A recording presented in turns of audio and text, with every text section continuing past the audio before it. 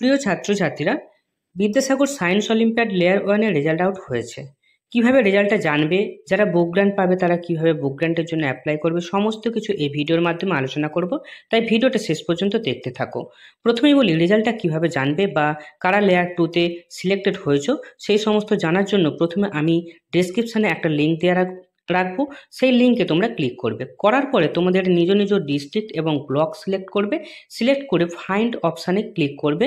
করলে তোমাদের রেজাল্টটা জানতে পেরে যাবে এবং তুমি লেয়ার 2 তে সিলেক্ট হয়েছো কিনা সেটাও জানতে পেরে যাবে। আর যদি বুক গ্র্যান্ট পেয়ে থাকো, বুক গ্র্যান্ট এলিজিবিলিটি বলে একটা কলাম থাকবে, সেই কলামে ইয়েস লেখা থাকবে। এবার ইয়েসে ক্লিক করে তোমাদের যাবতীয় ডিটেলস ফিল আপ করতে হবে। সেটা তোমাদের করার দরকার নেই, স্কুল অথরিটি সেটা করবে। স্কুলের হেডমাস্টার মশাই, টিআইসি বা অথরিটি করবে।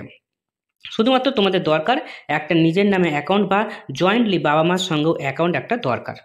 তাই ভিডিওটি কেমন লাগলো অবশ্যই কমেন্টে জানাবে এবং এই ধরনের ভিডিওর নোটিফিকেশন পেতে চ্যানেলটি সাবস্ক্রাইব করে রাখবে। Thank you.